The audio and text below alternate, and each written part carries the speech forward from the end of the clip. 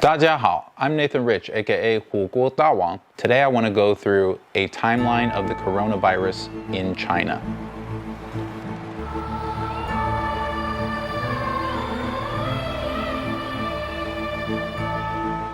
So first, a few things about this timeline. It's color-coded, so it's easier to look at. Blue items are general items. Green items are proactive things that are generally a positive influence on the situation. Beige things are new information. And purple are when the virus has reached other countries. This timeline only focuses on China.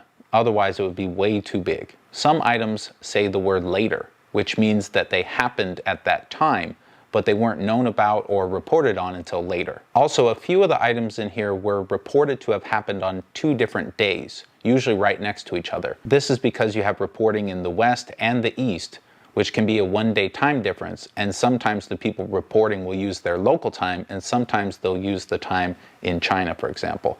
So some few items have a little bit of confusion as to when exactly they happened. For those days, I either went with the day that was reported the most, or I made a little span between the 2 days saying, we know what happened on one of these 2 days. In my comment section for my videos, I have seen some of the strangest conspiracy theories and wacky ideas about this event. And so I wanted to go through a timeline and clear up a lot of this confusion that's going on out there. I've heard that this is being handled much worse than SARS, much slower than SARS, the same as SARS, better than SARS, all these different theories. It's overwhelming. One of the comments I got was that the investigation was extremely slow and that the beginning stages were very slow. And so we're going to go through this together and take a look. Okay, so this is the timeline. Around November 6th or later is the first time that we know of that there was animal to human transmission. This is an assumption. And the reason that we know that is that the incubation period can be up to 24 days. We now know that there was a first case not related to the market on December 1st. That person must have got infected no earlier than 24 days before that. This is a little bit fuzzy. This is just sort of an assumption, guesswork, but it does give you an idea of when this thing actually started as far as we know now, somewhere in November of 2019. Then obviously the spreading begins. For a while, we thought the first case was December 8th.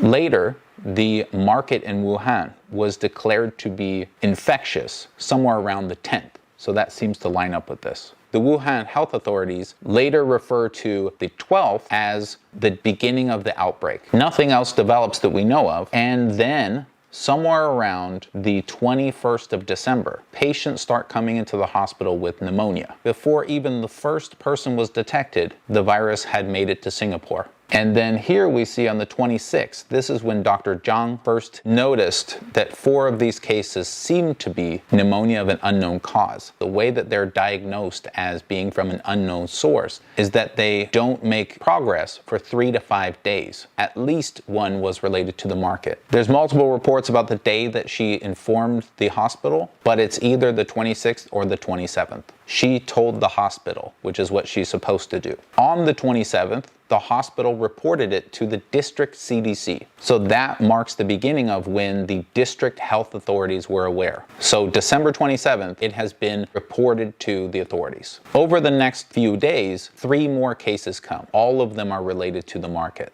28th of December, the hospital also reports it to the Hubei Health Commission and the Wuhan Health Commission. Already on the 28th, we can say that the district knows, the city knows, and the province knows. On the 29th, an investigation begins. Wuhan CDC, the district CDC, and the hospital. 6 of the 7 patients were transferred to an infectious disease hospital. 1 of the patients refused. Provincial, municipal, and district disease control centers started getting reports about this. Also on the 29th. Also around the 29th is when they started quarantining people. Within 24 hours of the investigation, the Wuhan CDC reports the cluster of people to China CDC. So this is the day we can say for sure the national health authorities knew about the situation. That's the 30th of December. Wuhan also issued warnings to the hospitals. These were written warnings. These warnings that were issued to the hospitals began leaking on the internet immediately. and Wuhan local media reported on those warnings. This is also the day that Dr. Li warned his friends in a WeChat group who are also medical professionals, telling them to just tell their friends and family, but don't tell anybody else and don't let it get out of the group.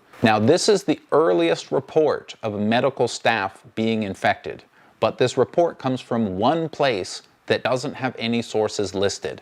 So I can't confirm if this is true. The next day, the 31st, this is the beginning of the government telling people what's going on. China CDC sends down more experts to help the Wuhan CDC. The Wuhan Health Commission also issued its first warning to the Chinese public. CCTV reported it at least twice that day. The hospitals in Wuhan had an emergency symposium on treatments of patients with pneumonia of an unknown cause. The warnings that had been leaking over the internet for the last couple of days were confirmed publicly to be true. The Wuhan Health Commission also publicly suggests wearing masks. This is also the day that the China CDC notifies the WHO.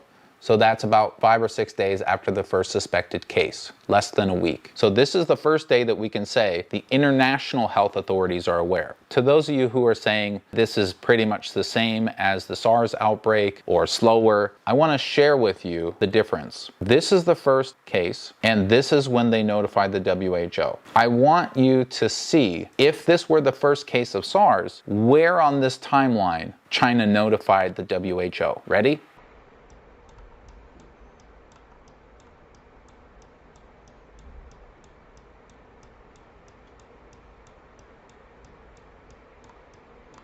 Here, 3 months after the first case. This is when they would have notified the WHO.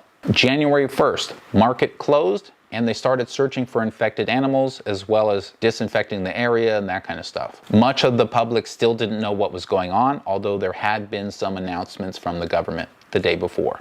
So I want to just quickly go over this beginning part again because this is very crucial. This is a major area that people seem to get totally wrong. The cases were reported to a hospital by Dr. Zhang. Within 24 hours, the district authorities knew. Within 48 hours of that, the province knew, the city knew, the district knew. Within 3 days, there was an investigation launched. Within 48 hours of that investigation starting, the World Health Organization was notified and the public started to be notified. By January 2nd, they had ruled out the flu, the avian flu, the adenovirus, SARS, and MERS. The 3rd of January is when Dr. Li signed his basically NDA, promising not to tell more people about what he thought was going on. Technical protocols were released for Wuhan. The NHC notified various counties and regions, so they're starting to tell the rest of China government what's happening. And also the virus was identified. A SARS expert in Hong Kong said that there was no proof of human-to-human transmission. This entire wide blue area here, there's no new cases. On the 5th, Wuhan Health Commission advises citizens to wear masks again, and the China CDC activated level 2 emergency response. On the 7th, they confirmed that that virus that they had discovered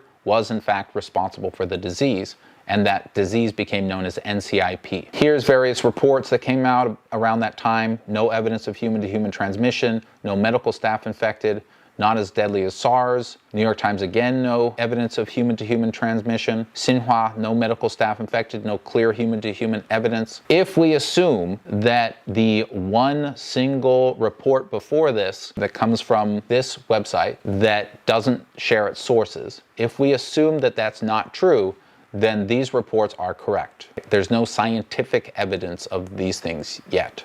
During this period of time that there are no new cases, this is when things seem to slow down. It's mostly lab work. January 10th, we had our first death, and Dr. Li started showing symptoms, but he didn't go to the hospital. They get the genome sequence to the WHO, PCR regions arrive in Wuhan, so rolling out better testing, and a study comes out, symptom-free transmission might be possible. But now that study's been challenged, so now we're not really sure if it's true or not. On the 12th, Dr. Li checked into the hospital, but he tested negative for the virus. The Wuhan Health Commission says human-to-human transmission is possible. This